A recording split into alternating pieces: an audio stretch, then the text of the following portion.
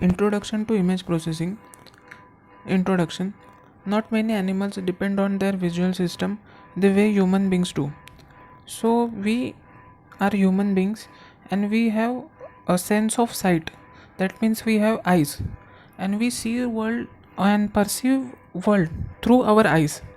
But not many animals depend on their visual system like amoeba and other animals. For example, if we consider cat, their vision is not that strong, it is weaker, but they have a strong sense of smell. Bats emit an ultrasonic sound, and from that sound they can find in what direction they want to go, or they want to travel, so they can travel in dark also. So we are the animals who depend on visual systems. Then what do we mean by image processing? We start processing image from day we are born. The human eye brain mechanism represents the ultimate imaging system. So image processing is not new to us. We are processing images from the day we are born. We see world, we perceive images, and in our brain it is recorded also. Then storage of information, analysis of it, discussion with others is responsible for rapid development of human race. So we have an habit of storage of information. We click photos, we store information in our brain, and we share with others. For example, we can recognize face of another person, or we can recognize certain place where we are going, or we do remember the road by which we are traveling. So, and we share with our friends also. This information can be shared with our friends also. So this inform our tendency the our this tendency is responsible for our rapid development. By mid 19th century, photography was well established. Image processing as a subject involves processing images obtained by a camera. So photography was well established in mid 19th century. So before that, photography was not that much established. Then image processing as a subject involves images often from a camera. So now this subject is of image processing is evolving, and it is evolved after mid 19th century when photography was established. Then images from a camera are fed into a computer where algorithms are written to process these images. Here the camera replaces eye. That means images from camera are fed into computer. That means images are captured in a camera, then they are fed into computer. That means they are uploaded to a computer, and these are processed by a computer. So in our brain, if we compare this model with our brain, images are captured by our eye, that is our sight, sense of sight. Then they are fed into our brain, and it is processed by our brain. But in digital image processing, images from a camera are fed into computer where algorithms are written to process these images. That means images are captured from camera, then they are uploaded to a computer, and in computer they are processed. And in this process, here camera replaces an eye. That means camera is playing role of an eye. Now images. So what is an image? An image is a two-dimensional representation of three-dimensional world. That means our world is in three dimension. An image is a two-dimensional representation of it. Then in moving from a three-dimensional world to two-dimensional image, we lose one dimension. Depth information is lost. That means we have height and width, but depth information is not captured in a photograph. So in moving from a three dimensional world, that is real world, to two dimensional image, we lose one dimension. Depth information is lost. Example of one dimensional and two dimensional signal. Example of one dimensional and two dimensional signal. In this case, to locate dot shown, we need to know its position in two directions x and y. So in this case, to locate a dot, that means to locate an object, we need to know its position in two directions, that is x and y. Here x1 y1 are the spatial coordinates and f is a gray level color, in this case of color image. So here x1 y1 are spatial coordinates and f is gray level. That means f is the gray level. That means f is function of these coordinates. Hence gray level f varies with respect to x and y coordinates. Then electromagnetic spectrum. The electromagnetic energy, as the name suggests, exists in simultaneous form of electricity and magnetism. So electromagnetic energy is energy which contains electricity as well as magnetism, and electromagnetic spectrum is formed by it. Then flow of electric current always produces magnetism, and magnetism is used to produce electricity. As we see in DC motors and induction motors, we see that flow of electric current always produces magnetism. So from going from a simple solenoid also, we know that magnetic energy no from a simple solenoid we know that flow of electric current, if we flow an electric current in a loop or in a wire, uh, for in a longer loop, if we flow that electric current in a longer loop, then we'll get a strong magnetic field also. And that's how these transformers work. Transformer work on principle of mutual induction. So flow of electric current always produces magnetism, and magnetism is used to produce electricity, so it is vice versa. Then electromagnetic radiation is propagated outward from its source and velocity of 3 into 10 raised to 8 meter per second. So electromagnetic radiation is propagated outward from its source. That means from its source it is propagated outwards at a high speed, that is high velocity, that is 3 into 10 raised to 8 meter per second. Then electromagnetic spectrum can be expressed in terms of wavelength and frequency. Electromagnetic spectrum can be expressed in terms of wavelength and frequency. Lambda is wavelength, which is equal to c upon v, that is speed of light upon frequency. So electromagnetic spectrum can be expressed in terms of wavelength and frequency. Now units of intensity.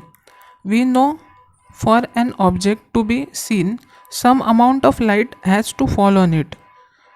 So intensity is basically the amount of light falling on a object or on a surface. So it is basically that. So we know for an object to be seen, some amount of light has to fall on it. The SI unit of luminous intensity is candela. So SI unit for intensity is candela, and intensity is basically some amount of light which is falling on an object. So it is basically an intensity. The human visual system. For efficient design of algorithms whose output is a photograph or a display viewed by human observer, it is beneficial to have an understanding of mechanism of human vision. So for designing of algorithm or for understanding the digital image processing. For efficient design of algorithms whose output is a photograph or a display viewed by human observer, it is beneficial to have understanding of mechanism of human vision. That means we have to understand also human eye for understanding digital image processing. So digital image processing has a great importance. uh, in digital image processing there is a great importance for understanding biological understanding of an human eye also. So we have to study that also. So first is cornea. Frontal front of eye is covered by a transparent surface called cornea. Front of an eye is covered by a transparent surface called cornea. Now sclera, sclera, it is composed of fibrous coat that surrounds choroid. It is composed of fibrous coat that surround choroid, a layer containing blood capillaries. That means sclera is composed of fibrous coat that surrounds choroid. So sclera surrounds choroid, and choroid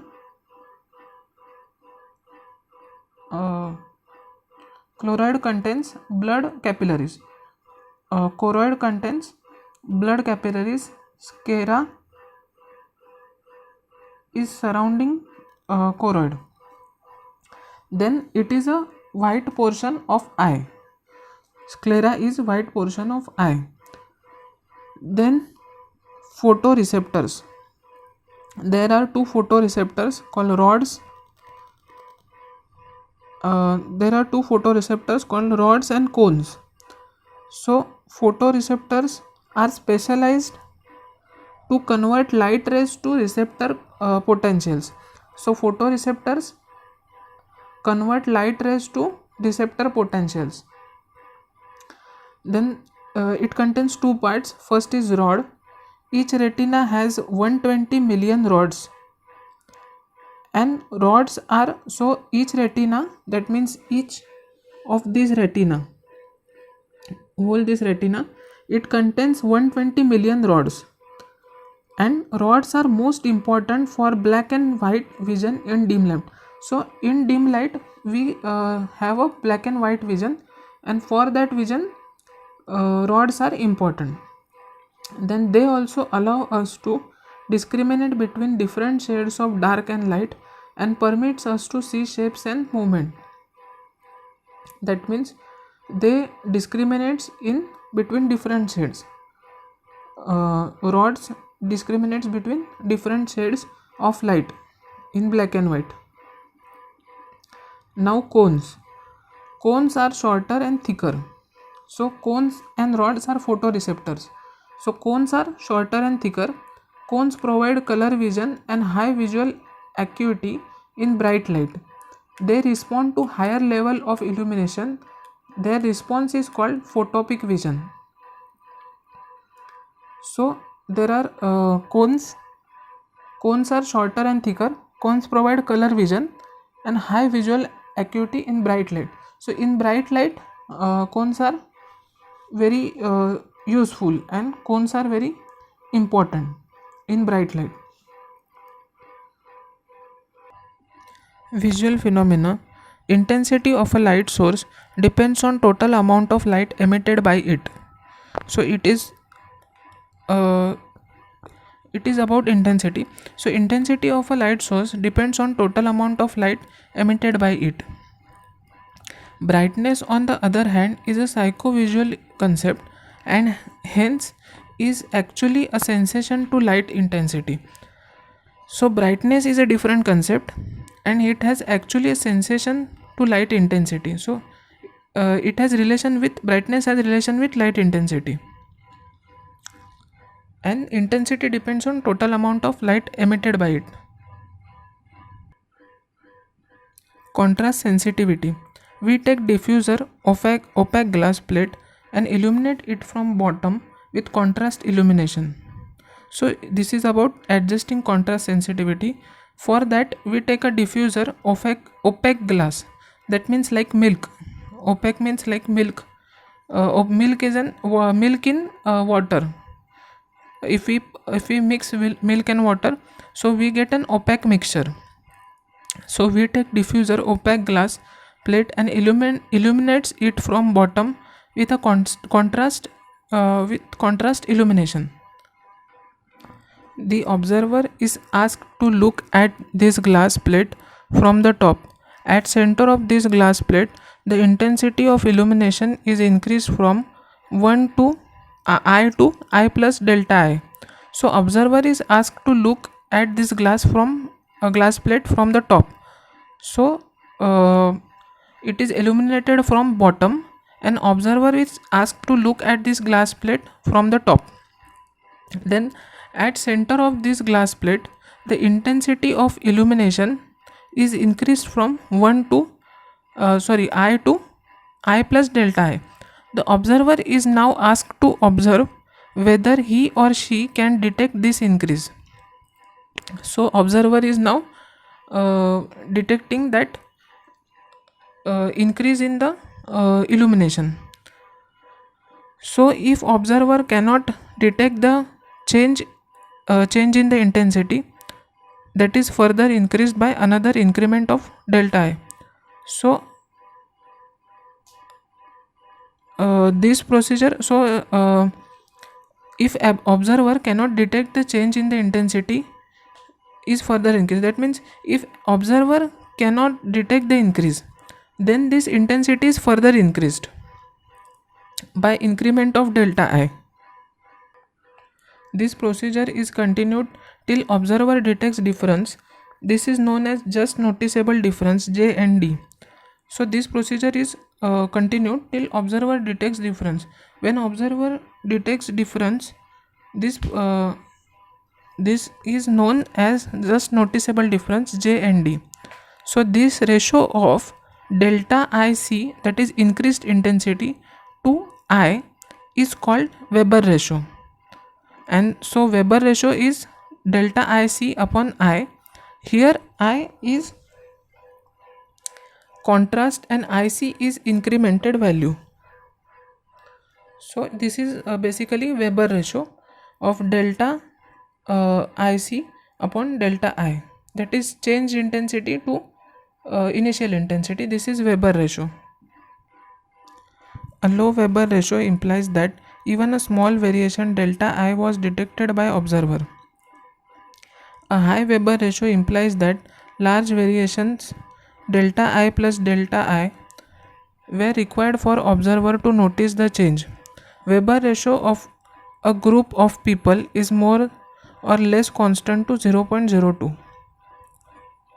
So a low Weber ratio implies that even a small variation in delta I was detected by observer, and a higher Weber ratio implies large variation. Now brightness adaptation. Brightness adaptation, the range of light intensity levels to which the human visual system can adapt, is enormous, of order of 10 raised to 10 from scotopic threshold to glare limit. So this is brightness adaptation. And object recognition, while it is easy for a human to identify objects within an image, it is a non-trivial task in image processing. So it is very easy for a human to identify objects within an image. So for a human it is very easy, but for a computer or for a program or for image processing application, it is a difficult task. Different varieties of the recognition problems are described in different literatures. That means image recognition problems are described differently in different literatures. So first is object recognition. One or several pre-specified or learned objects or classes can be recognized. First is that one or several pre-specified or learned objects or classes can be recognized. So it is about object recognition. Then identification. Then identification, individual instance of an object is recognized in identification. Example, identification of a specific person's fingerprint. So for example, uh, when we identify fingerprint of a person, so it comes under identification of image in image processing. Then third is detection. The image data is scanned for specific condition. That means for example, detection of possible abnormal cells or tissues in medical images. So in medical images, blood corpuscles and white blood corpuscles are differentiated. So that it is a type of detection of an image.